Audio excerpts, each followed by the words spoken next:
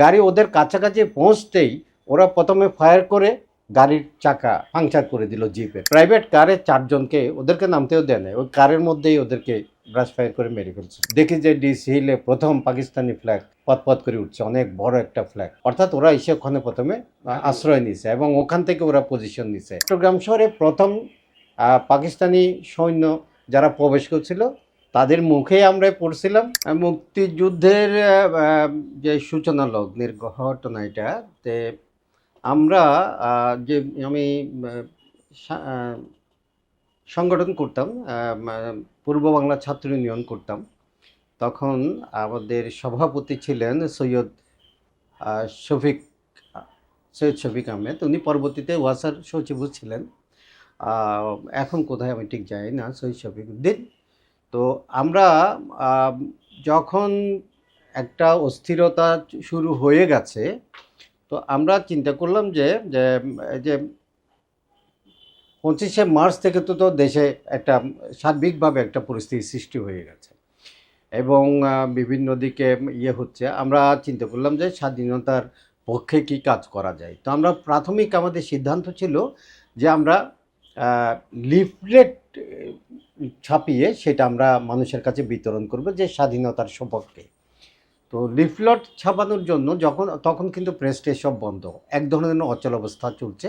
তা আমাদের একজন সঙ্গী বললেন যে একটা কাজ করি, আমরা সাইক্লোস্টাইল মেশিন একটা ব্যবস্থা করি, ওইটাতে আমরা নিজেরা প্রিন্ট করে প্রতি রাতে প্রিন্ট করব এবং বিভিন্ন জায়গায় আমরা বিভিন্ন ভাগ হয়ে আমরা পৌঁছাই দেব। তো সাইক্লোস্টাইল মেশিন একটা জোগাড় করা হলো এবং সেটা নিয়ে আমরা কোথায় কাজ করব, আমরা শহরকে নিরাপদ মনে করলাম না। আমরা চিন্তা করলাম যে আমরা রাউজান চলে যাব, গ্রামে গিয়ে ওখানে আমাদের লোকজন আছে, আমাদের সদস্যরা আছে, তাদের কোনো একটা বাড়িতে আমরা আশ্রয় নেব, সেইখান থেকে আমরা সাইক্লোস্টাইলে লিফলেট ছাপবো এবং সেটা বিতরণ করব।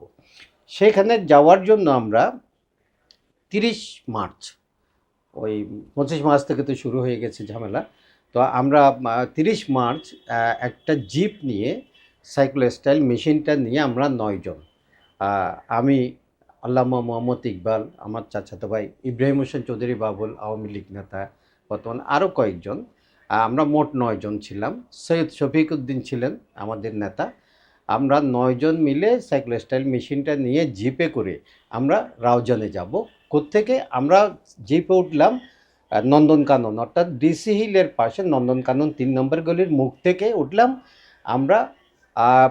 ওখান থেকে গিয়ে বৌদ্ধ মন্দির মোড় হয়ে মমিন রোড হয়ে ঘুরে আমরা ওইদিকে চলে যাব।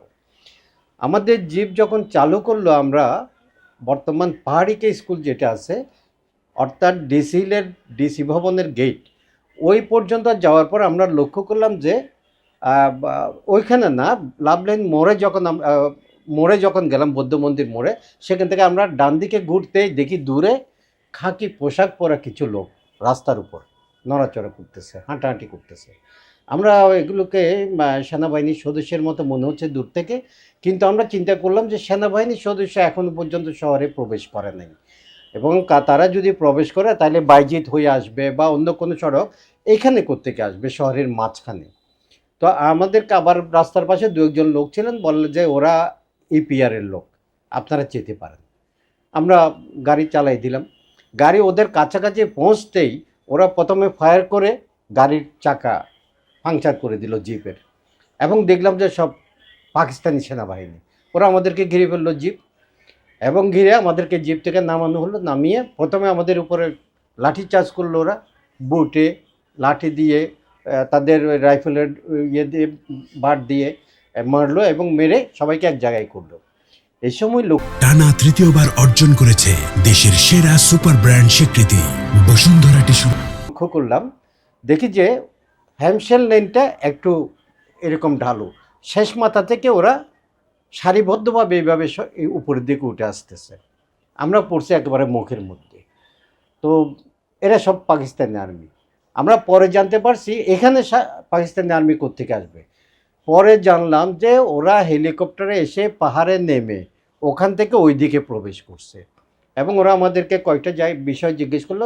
প্রথমে জানতে চাইলো, বলে যে কি একটা রিফাইনারির নাম জানতে চাইলো, আমরা বলতে পারিনি রিফাইনারিটা কোথায়। তারপর বললো যে এই যে পাহাড়টা এটা কি, তা আমরা বললাম ডিসি হিল। ডিসেইল বলার পর তারা আমাদেরকে বললো যে তোমরা হ্যান্ডস আপ, সবাই হাঁটতে থাকো একসাথে। পেছনে ওরা আসতে শুরু করলো, আমাদেরকে মানব ঢাল হিসেবে ব্যবহার করে ওরা পেছন দিকে আসতেছে। আস্তে আস্তে অর্থাৎ ওরা যেন ওদের উপর কোনো আঘাত এলে যেন প্রথমে আমরা পড়ব, এরকম একটা, এদের আর আমাদের মধ্যে 15-20 হাতের একটা গ্যাপ মাঝখানে আছে। আমরা উপরে হাত তুলে দিয়ে হাঁটতেছি সামনের দিকে। শহীদ শফিকুদ্দিন বুদ্ধিমান, তা আমরা প্রায় হুঁশ হারিয়ে ফেলছি, আর্মির হাতে পড়ে গেছি।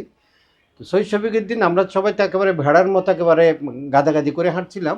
শহীদ শফিকুদ্দিন বলছে একটা কাজ করো, তোমরা আস্তে আস্তে রাস্তার ডান পাশ দিয়ে হাঁটতে শুরু করো, এবং যে মেতের পট্টির যে গল্লিটা আছে ওটা একেবারে খারাপ নিচের দিকে, ওই মুখে আসলে সবাই ওইদিকে দৌড় দেব। এবং যাই বলা তাই কাজ, আমরা ওই গলির মুখে যখন পৌঁছলাম সবাই একসাথে গড়াই পড়লাম। পেছনে ওরা 10-15 হাত পেছন থেকে, ওরা চিন্তা করতে পারে না যে পাশে এরকম একটা রাস্তা নিচের দিকে আছে, ওইটা দিয়ে এরা পালিয়ে যাবে। আমরা পালিয়ে যাওয়ার পর ওখানে এরা গোলাগুলি শুরু করলো এবং সমানে বৃষ্টির মতো গুলি করতে শুরু করলো। তারপর আমরা তো যেভাবে পারি সেখানে, আমাদের 9 জনের কারো কোনো ক্ষতি হয় নাই। ওখানে একটা ঘরের গুলি ঢুকে, বেড়ার ঘরের একটা ছেলে বোধহয় মারা গেছিল। এবং আমাদের পরপর সেখানে আর একটু সামনে এসে বৌদ্ধ মন্দিরের মোড়ের এখানে এসে প্রাইভেট কারে 4 জনকে, ওদেরকে নামতেও দেয় না, ওই কারের মধ্যেই ওদেরকে ব্রাশ ফায়ার করে মেরে ফেলছিল।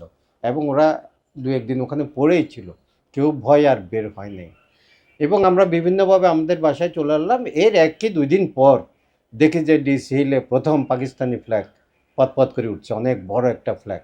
অর্থাৎ ওরা এসে ওখানে প্রথমে আশ্রয় নিছে এবং ওখান থেকে ওরা পজিশন নিছে যে চিটাং শহরকে কীভাবে। তো চট্টগ্রাম শহরে প্রথম পাকিস্তানি সৈন্য যারা প্রবেশ করছিল তাদের মুখেই আমরা পড়ছিলাম। আল্লাহর অশেষ রহমত যে আমাদের হয়তো হায়াত ছিল, আর তাদের সেই গুলির মুখ থেকে আমরা বেঁচে ফিরেছিলাম।